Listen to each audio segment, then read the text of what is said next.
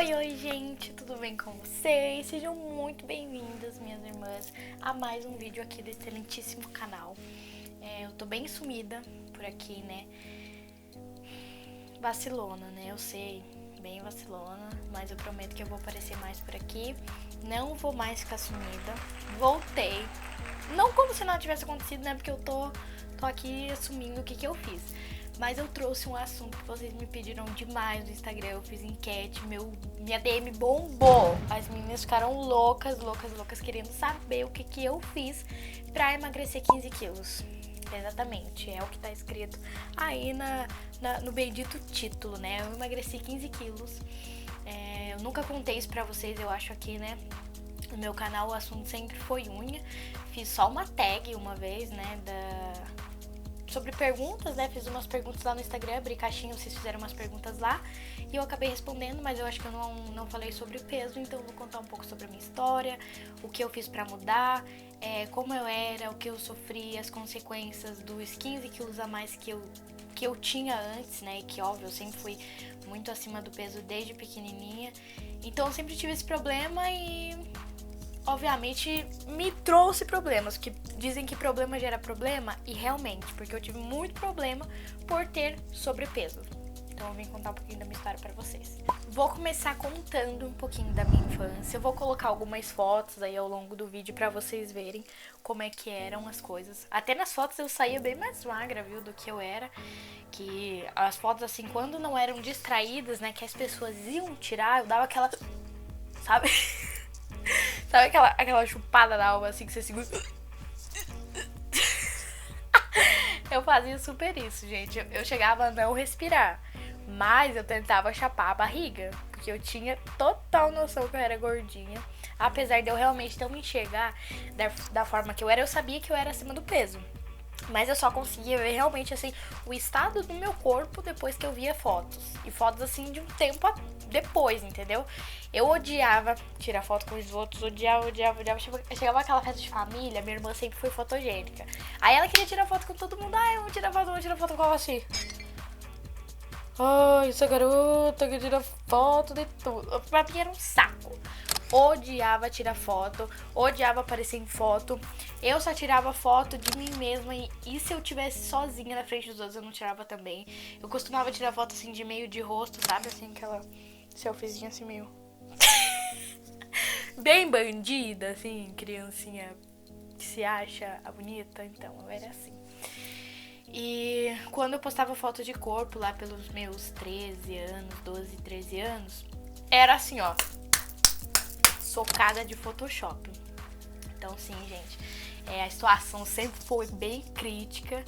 Eu vou deixar algumas fotos pra vocês verem. Eu sempre fui acima do peso desde pequenininha. Nossa, eu sofri um bullying danado. Quando eu era bem piquititica mesmo, assim, no sentido de que eu ainda meio que não escolhia o que eu podia comer, que era na relação, assim...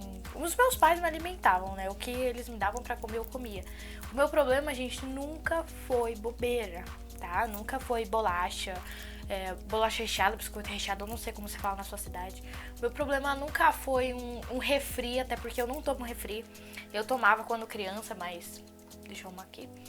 Eu sou sincera, eu nunca gostei de refri. Pra mim era um sacrifício tomar refri nas festinhas, porque o gás sempre me incomodou, não era o gosto.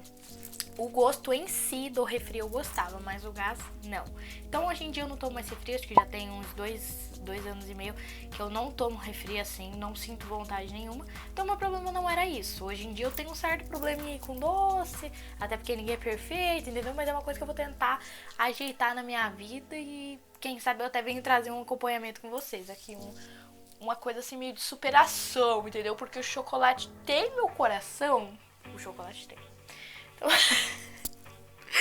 Ai, meu Deus, ela quer ser fit, mas não larga o chocolate ao leite da Nestlé. Corna lazarenta. A minha relação com a comida sempre foi a seguinte. Eu não era obesa porque os pais eram. Não era porque eu tinha um facilitador gordo na família. Eu tinha um facilitador que era meu pai, por exemplo. Quando eu era pequenininha, um tempo da minha infância, uma parte da minha infância, eu acho que mais ou menos desde que eu nasci, eu não nasci em Portugal, eu nasci aqui. Mas como meu pai meu pai é português e é nativo de Portugal, a gente acabou ficando por lá até mais ou menos os meus 5 anos. E nesse tempo eu já me alimentava super bem, me comunicava super bem. E o meu pai, ele sempre foi daquele tipo de querer mimar com comida. Meu pai sempre gostou de dar uma boa condição de comida. Se eu falava que queria comer alguma coisa, meu pai me dava a comer. A minha mãe tinha total noção que isso podia dar ruim. E ela falava pro meu pai, não vamos dar tudo que ela quer comer. Meu pai, vamos sim. Aí, como uma boa filha manhosa que sempre fui, eu falava, isso aí, vou ficar do lado do meu pai. Vou comer um Magnum e um McDonald's todo domingo? Vou. Quando eu tiver com vontade de comer uma gordurinha, meu pai vai me dar? Vai. E assim ocorria, entendeu, gente? Lá em Portugal, as condições financeiras, você consegue ter conseguia, pelo menos naquela época, como minha mãe me conta, ter uma vida assim muito top, viver uma vida muito top e não precisar se matar de trabalhar. Lá você conseguia ter, assim, os melhores alimentos, os melhores carros, os melhores lugares pra morar, tendo mais ou menos um salário mínimo. Cara, o que você não sobrevive aqui, você sobrevivia lá. Então, assim, o que pra gente aqui é top de comprar, que é um Magnum, lá é baratíssimo. Então a gente vivia comprando, eu comia sempre Magnum, comia McDonald's, essas coisas todas, assim, bem assim, que se você ficar comendo sempre, você vai virar uma... Vai. E como eu não tinha controle e o meu pai me mimava, obviamente eu comia mais. Não é problema nenhum, gente, tá? Sem terrorismo alimentar. Não é problema nenhum você comer um McDonald's. Não é problema nenhum você comer um Magnum. Mas eu comia assim a mais do que o meu tamanho, né? Meu pai me mimava, eu não tinha noção nenhuma. E era gostoso. Você acha mesmo que eu ia deixar de comer? Não. Então, como eu disse, eu não tinha facilitador obeso, mas eu mais ou menos tinha um facilitador mimador, que era o meu pai. E eu fui crescendo com isso, e como eu disse, meu problema nunca foi esse tipo de coisa, sabe? Porque depois que eu vim pro Brasil, minha mãe meio que me desacostumou, porque os preços daqui não eram o mesmo, graças a Deus, senão eu era assim, entendeu? Ia ser pior. E aqui a gente vivia a base do básico, é óbvio, né? Uma carne, um arroz, um feijão, um macarrão e uma salada, tinha sempre salada. E o meu problema nunca foi qualidade, porque tudo que tinha na minha mesa era de qualidade. Um arroz, um feijão, uma carne, sempre tinha salada, porque minha mãe e meu pai sempre gostaram. O meu problema era a quantidade. Se o certo pro meu tamanho, né, pra minha estatura, pra minha idade, era eu comer isso aqui de arroz, eu comia isso aqui e ainda repetia mais 3 vezes. Se o certo pra minha idade era comer isso aqui de feijão, eu comia isso aqui e repetia mais 3 vezes. E assim, entendeu, gente? O meu problema era a quantidade. Na minha família até tem uma piadinha que dizem que eu era que jantava com todos. Realmente, no terreno em que eu moro, são 3 casas. E as 3 casas são da minha família. Nós somos todos em família no mesmo terreno. E daí na minha tia sempre tinha na minha tia lá de cima sempre tinha janta. Eu jantava lá na minha tia 2 vezes, 2, 3 vezes. Chegava aqui em casa eu tinha mais janta, eu jantava mais 2, 3 vezes. E por assim, na escola, ó. Na escola o dia inteiro, eu estudava o dia inteiro, eu estudava. Ó, eu comia. Chegava em casa, eu jantava, ou seja, mais ou menos umas 5 vezes, porque eu jantava umas 2 lá e umas 3 aqui, umas 3 lá e umas 2 aqui. Então eu era que comia com todos, eles diziam, porque chegava alguém na minha tia, eu já tava comendo. A hora que essa pessoa ia comer, eu ia comer mais junto com ela. Então eu era que jantava com todos, eu tinha esse problema. Então, meu problema, como eu disse, nunca foi a qualidade dos alimentos, né? Era mais a quantidade mesmo, que eu fui me perdendo, né? E fui exagerando e, obviamente, engordando, né? As consequências da obesidade na minha vida foram as seguintes. Foi o bullying, foi quase depressão, entendeu? É um negócio muito pesado, entendeu?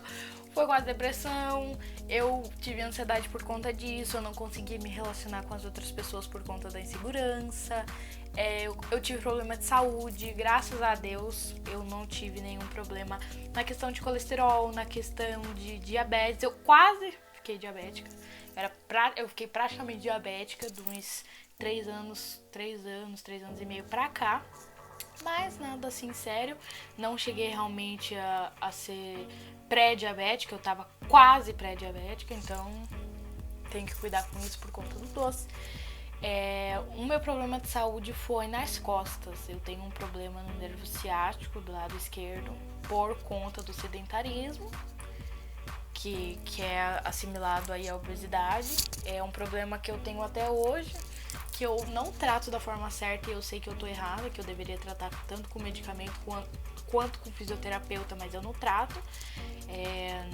Obviamente ele não é mais por conta do sedentarismo, porque eu faço atividade física. Aliás, estou indo pra academia. Isso daqui é uma pauta pra mais pra frente do vídeo. Faço exercício frequentemente, mas às vezes ainda me dói as costas.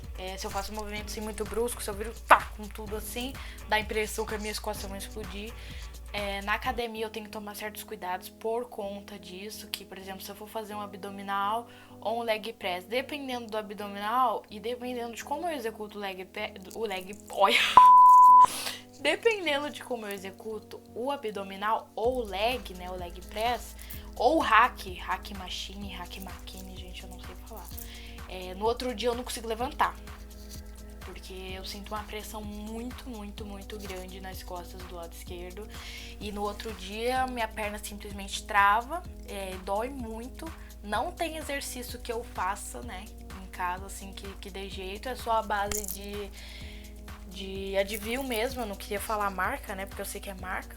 Mas é só a base do Advil mesmo, porque ele funciona mais rápido e assim eu vou, entendeu? Até aquele negócio dar uma desinflamada e eu conseguir voltar à vida normal.